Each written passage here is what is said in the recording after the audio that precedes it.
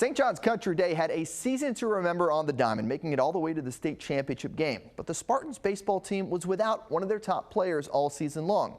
As Action Sports Jax Brent Martineau has the story. Baseball has always been a game of numbers, batting average, ERA, on-base percentage. The game celebrates statistics and now analytics. Tyler Waters had a number of 104.5 earlier this year. Maybe a good exit velocity on a hit, but that's not what the number meant. Instead, it was his body temperature. Well, his feet turned like bright red, like a sunburn, and then his hands. And the fever, we just couldn't get it down no matter how hard we tried. It was the doorstep of Tyler's sophomore baseball season.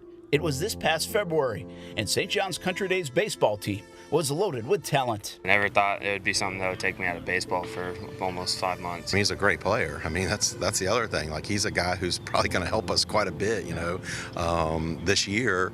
And for that to get taken away from him after last year got taken away from him, that's a tough thing when you're his age. Very tough life lesson. For Tyler Waters, this wasn't just a fever. I couldn't sleep, had a really raging headache. I woke up, threw up a bunch. I remember being in my bed, going to the ER, just trying to figure out what it was. And then I remember being so sick to the point where my dad had to help me get my clothes on. I couldn't do it by myself. We took him to 2 different ERs. The second one, she saved his life because she had heard of this, and she just said, I think this is what he has, and this is where he needs to go. Tyler Waters had MIS-C, multi-inflammatory syndrome in children. I mean, I was like the 2000-something case in the country. The mystery around what happened to Tyler made some sense. MIS-C was new and associated with COVID-19. Different kids, it attacks, like some it's their kidneys, some it's their liver. It just depends on which organ it decides to attack. Tyler had COVID-19 months prior, but he didn't know it. He was asymptomatic. After these symptoms, he was rushed to Orlando, where they had seen more cases of MIS-C. It did attack his heart, so he wasn't allowed to do any physical activity whatsoever for 4.5 months. No generation has really gone through anything like what these kids have gone through here in the last 18 months. To have somebody that's one of your buddies or one of your teammates going through this, it's a shock. Waters went from life-threatening sick to feeling much better, enough to at least go to some of the St. John's Country Day baseball games later in the season.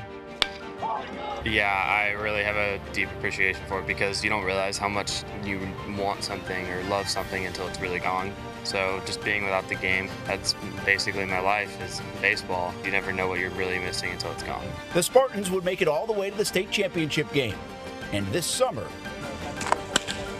Tyler Waters has made it all the way back to the baseball field. Actually, surprisingly, I did pretty good, so it didn't feel like I skipped a beat, honestly.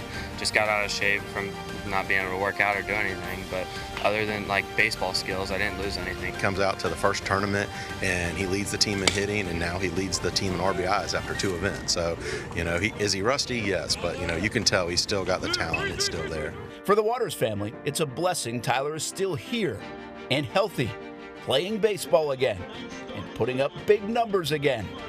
Baseball kind of numbers. If you miss any of our feature stories, the best place to find them on social media, including our YouTube page. Go and search for Action Sports Jax.